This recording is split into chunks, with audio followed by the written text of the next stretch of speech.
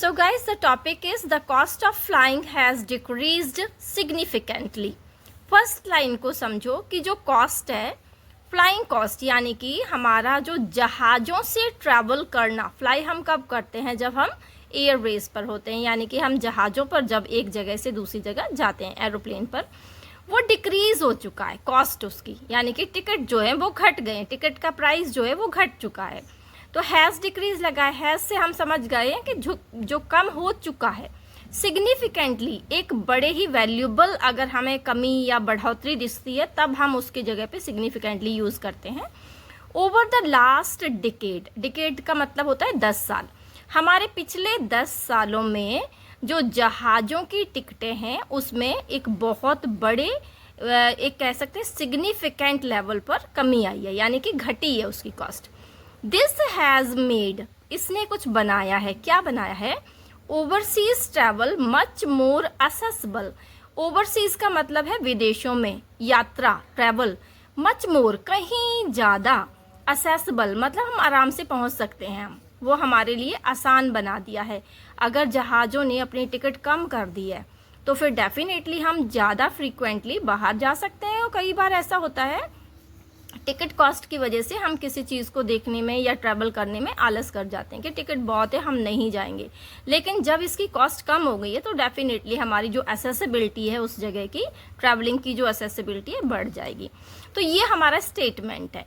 Discuss, उन्होंने कहा है कि ये जो कॉस्ट घटी है इसको डिस्कस करना है। क्या डिस्कस करना है इसमें? एडवांटेजेस, कि भाई इसके क्या एडवांटेजेस है। स्पेशली बच्चे इस चीज़ पर ध्यान नहीं देते, एक एडवांटेज की बात कर देते हैं और वो डिमांड का, हमारा क्वेश्चन डिमांड कर रहा है एडवांटेजेस, ज़्यादा एडवांटेजेस दो। एंड डिसएडवांटेजेस, यहाँ पर भी एस लगा हुआ है, तो हमें एडवांटेजेस देने हैं, डिसएडवांटेजेस देने हैं ऑफ दिस ट्रेंड। ये जो ट्रेंड है कि मतलब अगर कॉस्ट घट गई है तो लोग ज़्यादा बाहर जा रहे हैं, इसके क्या एडवांटेज हैं और क्या डिसएडवांटेज हैं, हमें इस पर टॉपिक लिखना है। तो हम इसको 2-3 बार पढ़ के जो मेन डिमांड है अपने क्वेश्चन की, सबसे पहले हम उस पर काम करते हैं कि अस्कर ये मांग क्या रहा, हमारा क्वेश्चन क्या मांग रहा है।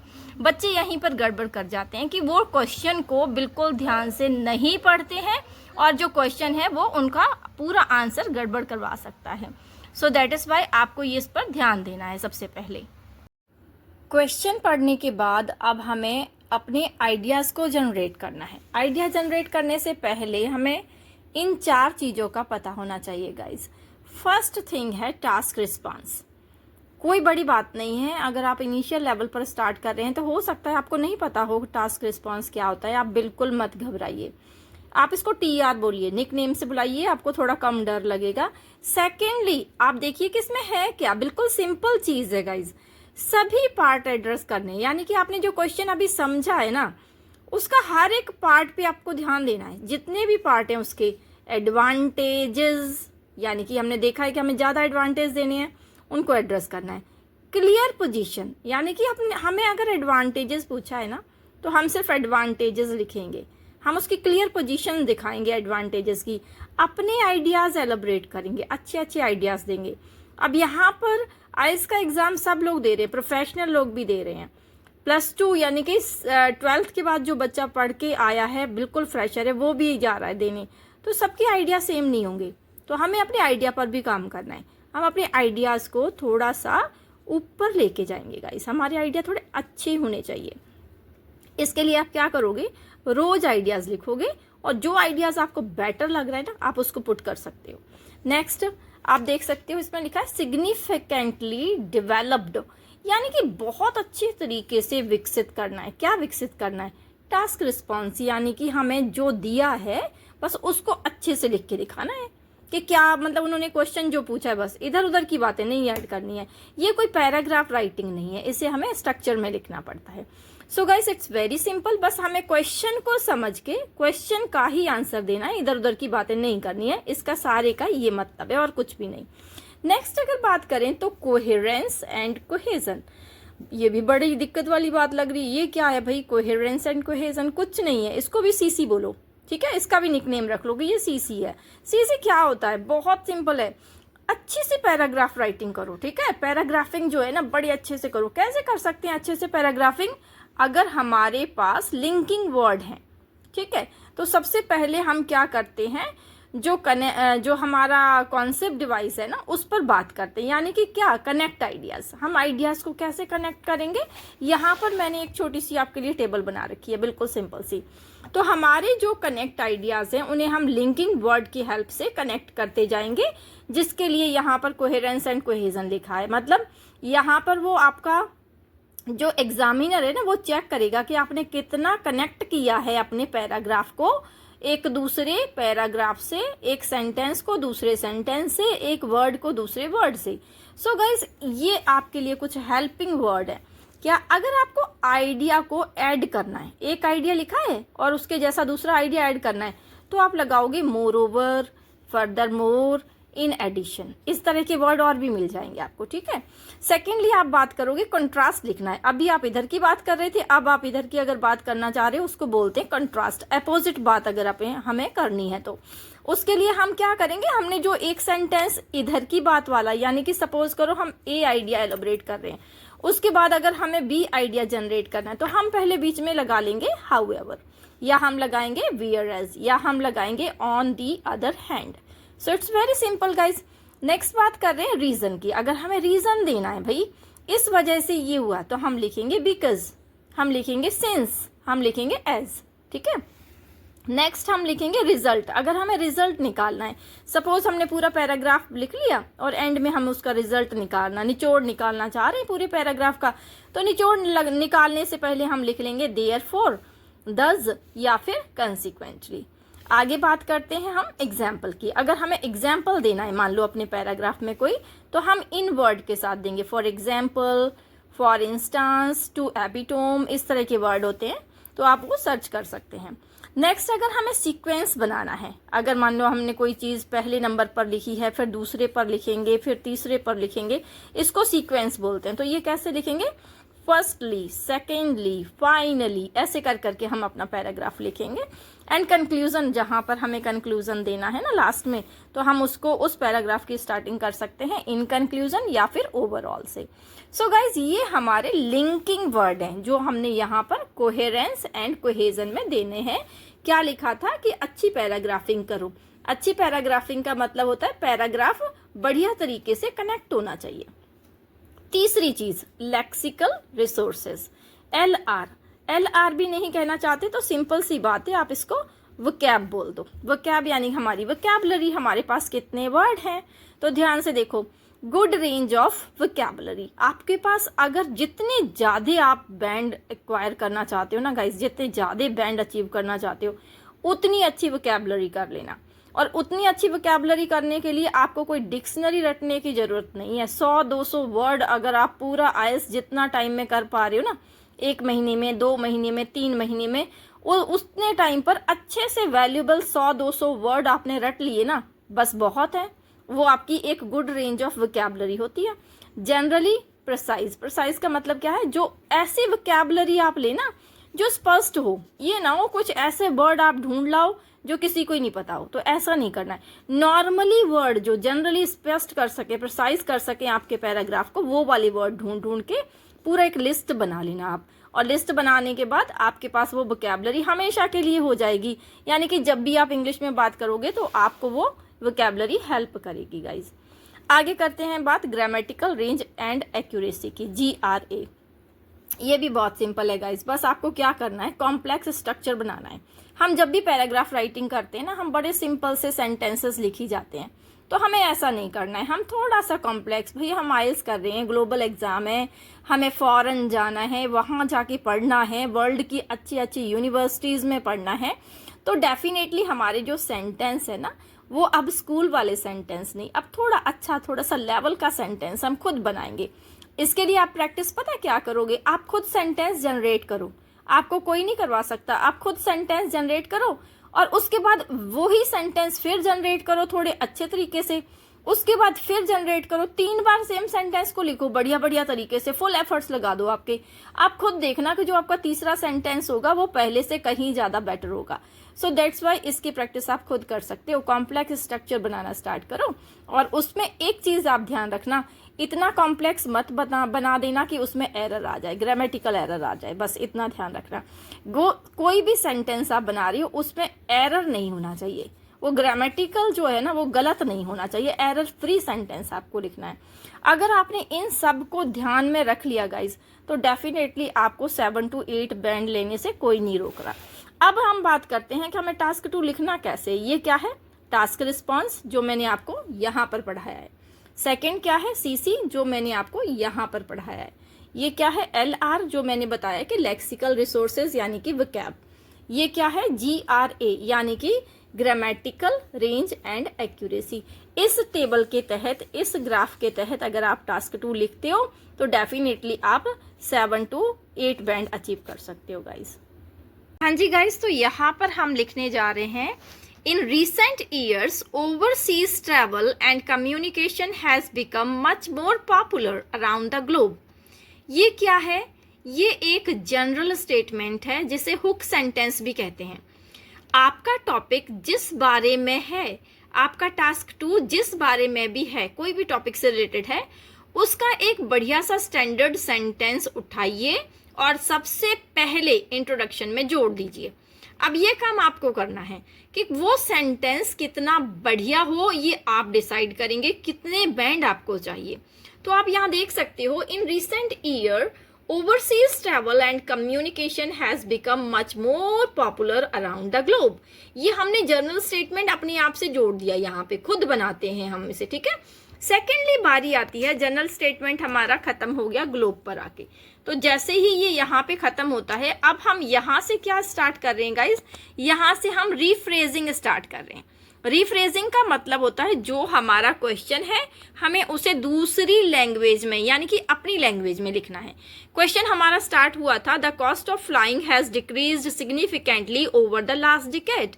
हमने क्या किया, हमने लास्ट से उठा लिया, over the last decade the cost of flying has experienced dramatic downward trend. वहां पर लिखा था डिक्रीज्ड सिग्निफिकेंटली, हमने थोड़ा सा चेंज किया, हमने क्या लिखा, ये एक्सपीरियंस किया है इसने, किस चीज का एक्सपीरियंस किया है, ड्रामेटिकल डाउनवर्ड ट्रेंड का।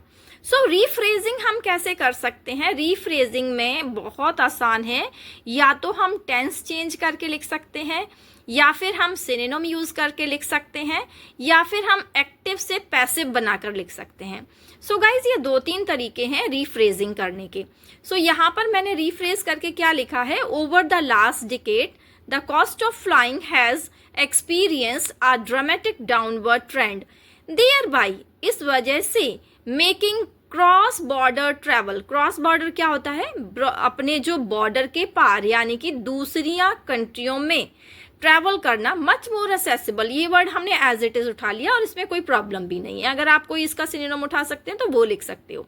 तो इस वजह से क्या हुआ है, बॉर्डर के पार जाना या दूसरी कंट्री में ट्रैवल करना बहुत एक्सेसिबल हो गया है for the general public. General public यहाँ पर लिखना, जनरल पब्लिक हमने यहाँ पर लिखा है कि जो आम जनता है ना उसके लिए ये बड़ा आसान हो गया है। जब कॉस्ट गिरी तो डेफिनेटली आम जनता भी बड़े आसानी से फॉरेन कंट्री विजिट कर सकती है। एड्रेसिंग दिस टॉपिक, ये बहुत अच्छे से आप देख लो, इस तरह से आप लिख सकते हो, इस टॉपिक को एड्रेस करते हुए दिस ऐसे विल डिस्कस बोथ, ये ऐसे जो है हमारा ये डिस्कस करेगा दोनों चीजें। कौन कौन सी दोनों चीजें, हमारे क्वेश्चन में लिखा था एडवांटेजेस एंड डिसएडवांटेजेस, हमने यहाँ पे लिखा है बेनिफिट्स। हम देखो यहाँ पर एस जरूर जोड़ेंगे, बेनिफिट्स, क्योंकि वहां पे दिया था एडवांटेजेस, तो लाइक बेनिफिट्स। एंड नेक्स्ट चीज क्या है हमारी, ड्रॉबैक्स, हम यहाँ पर भी एस लगाएंगे। इस चीज का आप ध्यान रखिए, एग्जामिनर आपकी ये माइनर जो छोटी छोटी आप गलतियां कर देते हो और आपको लगता है कि फिर क्या हो गया, थोड़ा ऐसी तो नहीं लगाया, नहीं, ये एक बड़ा इफेक्ट डालती हैं, ठीक है। सो इनको आप ध्यान में रखते हुए इस तरह से आपने इंट्रोडक्शन फॉर्म कर लिया। अब लास्ट में जो हमने लिखा है एड्रेसिंग दिस टॉपिक दिस ऐसे will discuss both the benefits and drawbacks of this trend, ये क्या है, ये हमारा थीसिस स्टेटमेंट है, ठीक है। तो ये हमने लास्ट में दे दिया। तो हम किस तरह से इंट्रोडक्शन फॉर्म करेंगे? सबसे पहले हमने जनरल स्टेटमेंट दे दिया, रिफ्रेजिंग कर दी और थीसिस स्टेटमेंट दे दिया कि हम करने क्या जा रहे हैं। इसको आइडिया एलोबरेटिंग भी बोल सकते हैं कि हम अपने अगले पैराग्राफ में आपको क्या बताने जा रहे हैं, वो हम यहाँ पर इंडिकेशन देते हैं अपने इंट्रोडक्शन में। तो इस तरह से आप इंट्रोडक्शन फॉर्म कर सकते हैं। चलो गाइज, अब हम बॉडी पैराग्राफ 1 लिखेंगे। टू बिगिन विद, एक सिंपल सी स्टार्टिंग कीजिए, ठीक है। From the perspective of global economy and communications, the decreasing trend of airfare can be beneficial. देखो इनमें कितने अच्छे से बताया है। उन्होंने कहा है फ्रॉम द पर्सपेक्टिव, यानी कि इस नजरिए से, कौन से नजरिए से? ऑफ द ग्लोबल इकोनॉमी, सारी ग्लोबल का मतलब होता है विश्व, पूरा विश्व की इकोनॉमी को अगर हम मद्देनजर रखते हैं या कम्युनिकेशंस को मद्देनजर रखते हैं, तो ये जो एयर फेयर घटा है, यानी कि जो हवाई जहाजों की टिकट किराया घटा है जो, तो ये कर सकता है, कैन बी बेनिफिशियल हो सकता है हमारे लिए। अब कैसे बेनिफिशियल हो सकता है? हमने 2-3 एडवांटेज देने हैं, तो 2-3 एडवांटेजेस को हम क्रम में लाएंगे। तो सबसे पहला क्रम लिखते हुए पहले क्या लिखेंगे? Firstly, the growing accessibility of overseas travel facilitates the economic growth। First line में वो बता रहे हैं कि अगर हम growing accessibility of overseas travel, ज़्यादा से ज़्यादा बढ़त होगी ओवरसीज ट्रैवल की, तो ये फैसिलिटेट करेगा। क्या फैसिलिटेट का मतलब क्या होता है? मदद करेगा, आसान बनाएगा, किसे? इकोनॉमिक ग्रोथ को बढ़ाने में, ठीक है। पैसा इधर उधर होगा। Next, of various industries world wide, किसका पैसा इधर उधर, किसकी ग्रोथ होगी इकोनॉमिक? वो बोल रहे हैं वेरियस इंडस्ट्रीज की, अलग अलग इंडस्ट्रीज की ग्रोथ कराएगा ये चीज वर्ल्ड वाइड, पूरे विश्व में। कैसे? सिंस का मतलब यहाँ पर हम एग्जाम्पल फाइंड कर रहे हैं, अपना एग्जाम्पल लिख रहे हैं। ये जो हमने बोल दिया है ना, अब हमें इसे एग्जाम्पल में समझा रहे हैं। कैसे? More and more individuals are moving from one nation to another, ज्यादा से ज्यादा लोग, मोर एंड मोर लिखा हुआ है ना, more and more individuals are moving from one nation to another, airlines and tourism industries are flourishing. अब इससे किसका बढ़ोतरी हो रही है? कौन कौन सी इंडस्ट्रीज फ्लोरिश हो रही हैं गाइस?